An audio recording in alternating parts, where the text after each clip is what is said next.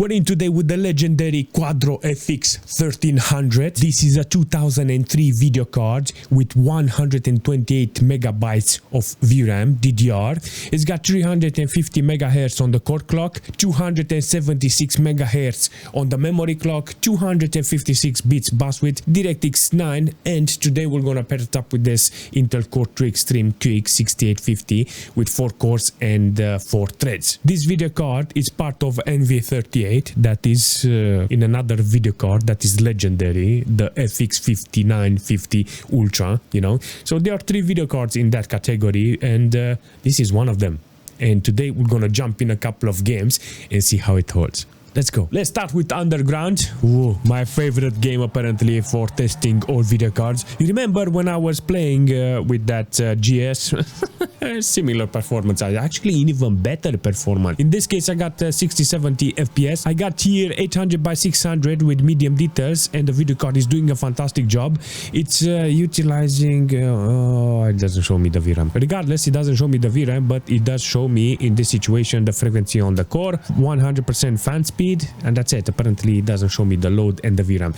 I don't care, I got the FPS. This is the most important thing ever, and that's it. It doesn't have an external power connector. Unfortunately, it's actually a good thing. Imagine an FX 5950 Ultra with how shall I say, efficiency, something like that. It doesn't use external molecs in order to power up the video card, but in this situation you can see that the FPS is with this video card. It's doing a fantastic job in this case. I like every single alternative for legendary video cards that are not expensive. You know what, every now in a blue moon you see an FX 5950 on a website like eBay, you know, or a Facebook Market or whatever website, you know. It's very rare to find them, and when you find them, they are so expensive you can buy a brand new RTX video card, you know. So I don't recommend a video card like that, but the moment you see something like an alternative like this, you're gonna say, you know what, look at it, how it's running. Look at it. To be fair, there is an advantage on having an 8400 GS, because the 8400 GS at least had information about the video card. This is the problem having legends of a video card, you know, old video cards, very old video cards with old drivers, is that it doesn't show me the code load, it doesn't show me temperatures, I can adjust the fan speeds, nothing. But on a low end, newish video card put in a retro machine like this, I'm gonna see if it's doing 10 times better, you know. You have adjustments, it feels similar with a video card like this, you know. 8 series video card that is the bottom of the 8 series, you're gonna perform something similar with this, and it's very freaky to see that type of performance. I'm not gonna lie, I will prefer that 8400 GS, you know, because it's very easy to get that.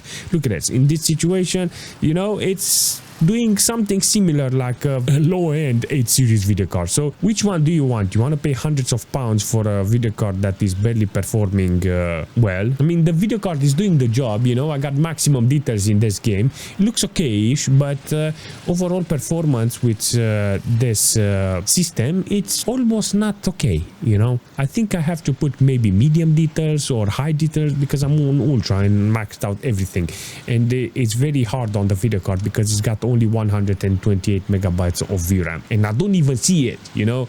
In this case, I can say that it's almost doing a perfect job with the resolution and the maximum details, you know. I think medium details will be advisable in this situation with this video card. Last time I was here in Morrowind with this computer, I was like, I had only problems with the video card.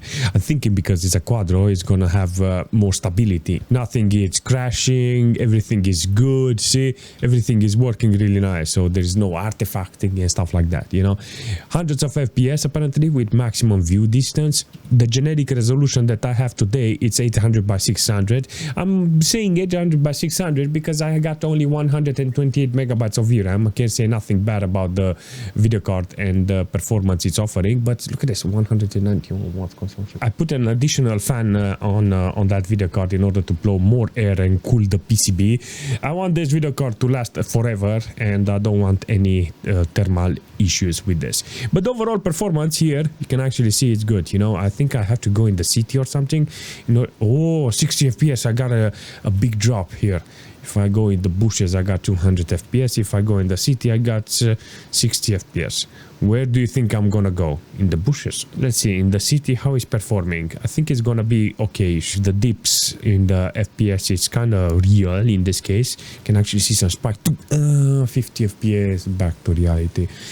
50 FPS, back to reality. Quality is good, the performance is good, there's no crashes here. I think overall performance in Morrowind is actually good with this, seriously. So I have no problem on playing the game with a video card like this. Quadro drivers are 10 times much better than normal GeForce. Seriously, they are more stable. I'm on the lowest resolution in Doom with maximum details. I got ultra quality here, and I got nearly 180 watts consumption. So theoretically, the wattage on the PC, I mean the whole computer, is telling me that the video card is almost reaching peak performance. So peak performance on the wattage, because I don't see the percentage on the core and how it's being utilized, I can guide myself through the wattage. So I seen 180 and 190 when I had high FPS. This situation is good because on 640 I got 31 FPS. I tested with higher resolution and it dropping below 20 FPS with maximum details. So in this situation, I can say this resolution with this details, it's the best, because the moment it's reaching 60 FPS, it's gonna drop in the load on the video card and you're gonna see the wattage even lower in this case. The moment I'm reaching this fire, you're gonna see the FPS dropping. Before I had like 20 FPS or something on 1024 or higher resolution. In this case, you can see it's holding pretty well, there's no problem. But let's see if we get in a corner here somewhere. See, 150 watts. It dropped because the core, it's not being utilized. It managed to reach 60 FPS and then distressing the core because it's not needed in this case. In Hellgate London with 1080p with low details, I got nearly 100 FPS. I love this performance. This is an absolute must in order to have yourself entertained with a video card like this. Look at this, 190 watts consumption. That means the video card and the system is at maximum utilization. You see the CPU on the other hand, it doesn't use only one core. That's good. 1.1 gig of system RAM, nearly 1.2. And in this situation, the video card is doing a fantastic job based on the wattage, because that's the only thing I can have that shows me that the video card is doing its job. In this case, everything is good. I think I can put higher details in this situation or use VSync, but I will stay with this amount of FPS, because if there is any load that is unnecessary, I will think it's going to buffer in that room for 60 FPS, you know, so it doesn't drop below 60 FPS. This is the most important thing. So yeah, if you think it's possible to add just a little more details, go for it, but I will suggest in this case only this amount of details. How about in driver? 800 by 600, I got maximum details, 14 FPS. What the is going on here? Seriously, I actually thought this game is gonna run really nice with this, so in this situation I can't say nothing good about it. Okay, let's rewind some details here. So I got high details, maximum details, and only 20 FPS. Let's try 640, still 15 FPS. What the heck is going on? So I put 640, and in this situation I have no chance only by lowering the quality. So with maximum details there is no chance of me playing this game with this video card. 640 with high texture but with the effects off, shaders, shadow and stuff like that. It gives you maybe anti-aliasing. I should have left anti-aliasing, because now I can see the squarey edges, you know, the rough edges, but doesn't matter. I got 640 with playable FPS. Look at that, high details, long view distance and stuff like that. You know, it doesn't have a lot of effects, but is running really nice. I can juggle this in this case, and I can adjust it in such a way so I can get more FPS and make the game look pretty, you know. Look at it, 180 watts in this situation. So overall performance in this case, it's good, you know. So there's a lot of potential here to make the game look nice. On the system side, I got only 800 megabytes of system RAM, one core loaded only. So all in all, I will say this video card and this computer can actually do the job pretty well. So I like it. The drivers almost had me, seriously, in this case. I had so many high hopes for this, but apparently it's almost at the edge of being utilized at maximum. Look at that. The moment I look into the space, I got 40 FPS. That is the limit for this operating system with my MS Afterburner, you know. But the moment I go look at the base, the moment I look at the station, look at that, 23, 20 FPS, 19 FPS. Yeah, not okay. 170 watts. And when I look at maximum outside, it needs to drop. No, it's maximum. Very interesting performance this video card is offering in Galaxy on Fire. The only problem I have with this game is that the lowest resolution is 1024. That's it. If I had 800 by 600, I think I would have had a nice entertainment in this case. But even like this, you can actually see it's almost possible on playing the game properly. I remember playing this game in a weekend and I was like playing the game and I didn't realize it passed like 4 hours or something like that. But the overall performance in this it's kind of creepy, you know, because it's doing a fantastic job. There is no problem on utilizing this. It's 90 FPS on average. If I zoom in a little more, you can see that the video card is actually capable of delivering some nice FPS. I don't even know the resolution. It feels like that MS Afterburner, it's on high resolution, like 1024 or something. And yeah, it's doing okay, you know. I got 187 watts consumption from the whole computer. That means because of the FPS that I got, is doing the job, you know.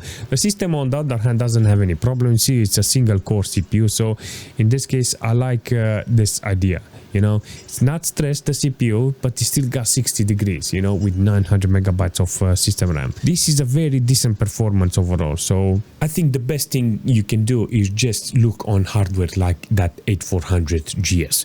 I think that is the solution, you know. Even though they are on the market, the original hardware, you know, the high end, but they are very expensive.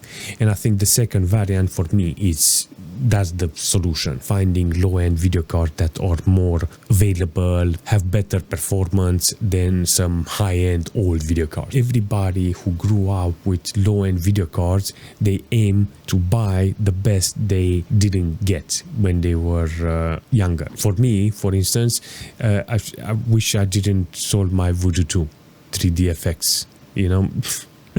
But I'm looking for something cheap and they are all expensive. The amount of money I need to pay for a 3D FX Voodoo card is not justifiable. I would rather buy a brand new video card, a brand new RTX video card with that money. All in all, I like it. I'm very grateful that I have this video card and I managed to show you today how it's performing.